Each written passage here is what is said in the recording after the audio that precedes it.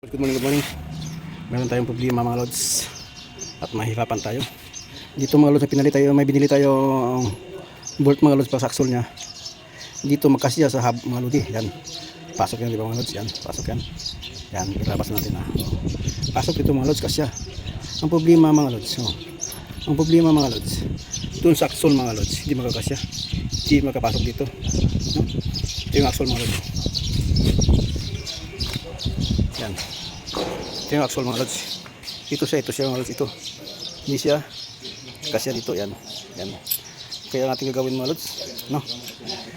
Babarinahin natin mga lods. Itong gamit natin barina mga lods. Mitabo. Yan. Yan mga lods. Kasi oversize na ito mga lods. Oversize na ito sa machine shop. No? Kaya nabili tayo ng axle. Gigawa na lang nating bolt na lang. Tapos yung may ring din siya mga lods. No? Ito dito. Hindi bumigay at magkalug-kalug dito, kaya meron din talaga yan. Kaya gawin natin, hindi siya magkasya itong binili nating bolt. Babahinahan na natin mga lods, no? Kahit matigas ito, hard metal to, so tandaan lang natin mga lods, no? Umpisa natin mga lods, sasak muna natin.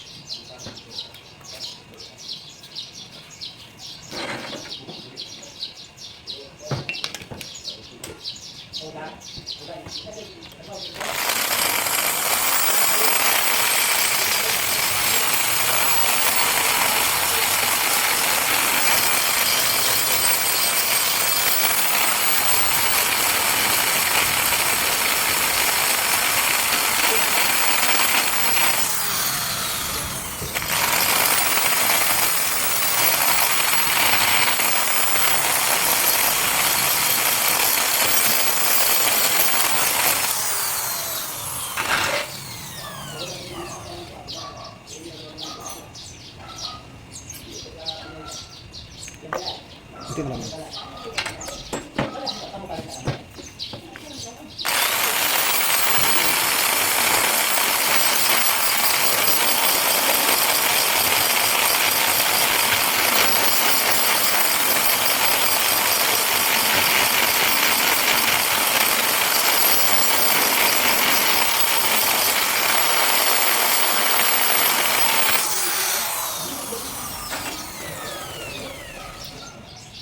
Yan.